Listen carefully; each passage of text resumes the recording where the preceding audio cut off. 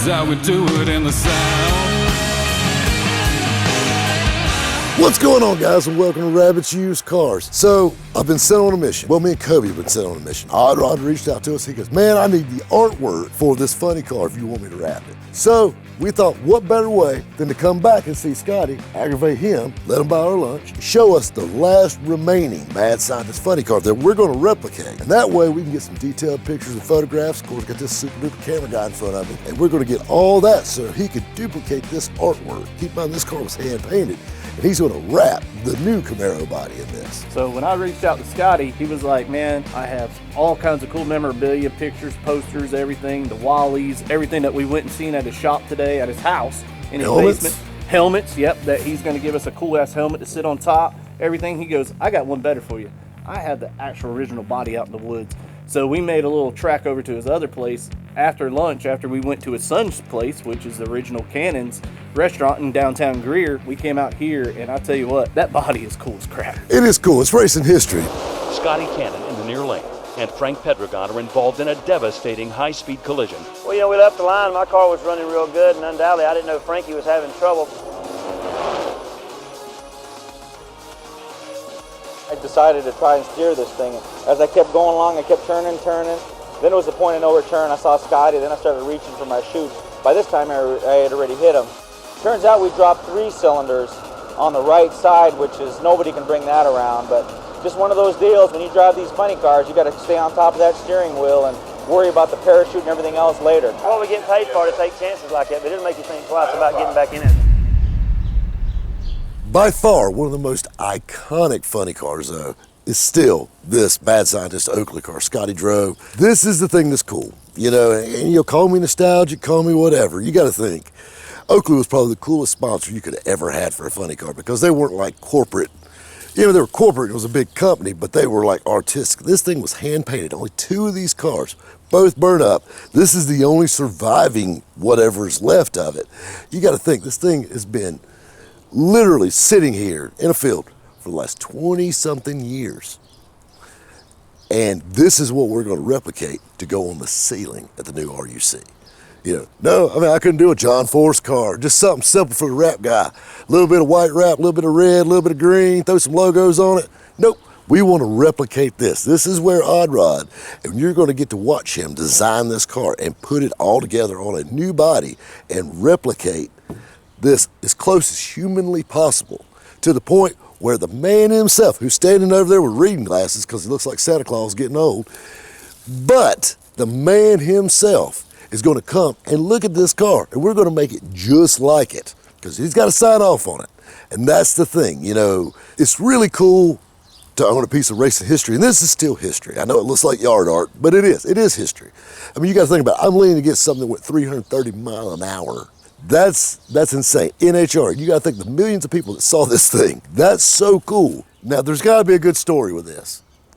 Yeah, pretty good one. So where are we at? Now, this is what, 2000, 99 when this happened? I would say probably 2001. I'm thinking 2000, end of 2000, 2001. This is actually it's 2000. This is the first one. There's a second one that, like on the die cast, the paint job's what we call more improved. I think this one here didn't really, the nose hair right here, really honestly, it's a true story. When Jim Gennard seen this thing, he did not like the nose hair. Yeah, I seen that, the little nose hairs and stuff. Chucky B, being an artist, and good as he is, you know, they're gonna put every detail, because that's what they tell you, put detail.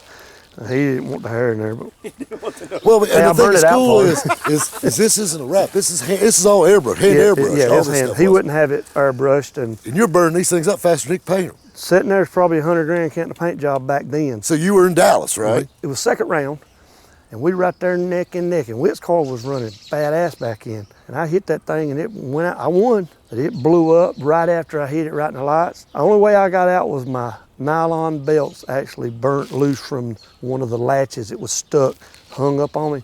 I was done panicking. I probably shouldn't, but 30 seconds or longer I was in this thing. Well, it's unreal. You got to think how hot this thing was getting inside. Yeah, my boots were, I promise you, my boots stayed in the car. They melted to the floor. The aluminum and everything had melted off the car down onto the asphalt and stuck to it, and my boots was with it.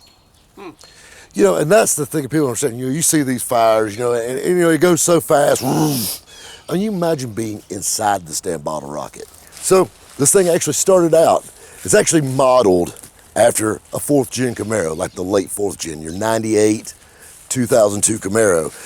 But the thing that's crazy is if you look at the front of this body, so you got 2 holes right there. That second hole, the furthest one back to the windshield, of course, that's where the engine blower and everything stuck out.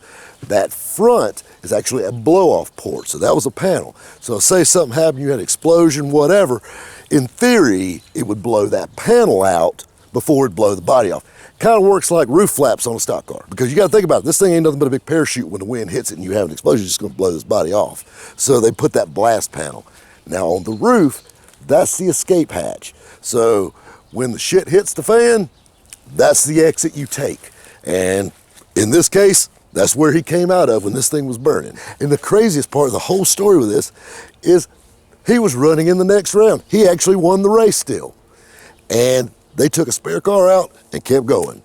Now that's what you need right there. How about that? The action die-cast. This thing's exactly what that thing was before you got in it. It's kind of a test, so your boy's supposed to be so good. It's got to look like that because Jim Jarn's a picky man. Well, I'm going to tell you something. I don't doubt my heart God, especially now he's got something to go But by. you bragged on him, he's got to be good. He's got to be all right. Well, we're going to see. Kirby's over there rolling his eyes. It's going to look killer. It's going to look killer. Maybe we have to get it up real high. You know, real high. It looks even better. Oh, you can have it. You all right? I don't care what. Don't take it home. Put it in the showroom. I know you want to take it home and look at it. I'm going to play with it. Just run around. Your dad'd be proud of you. I'm telling you. And your grandpa. And your grandpa too. Anyway, guys, and as usual, my super rave millennial camera guy always reminds me, and I hate doing this, be sure to like and subscribe if you like what you see here. We got a lot of fun stuff coming up.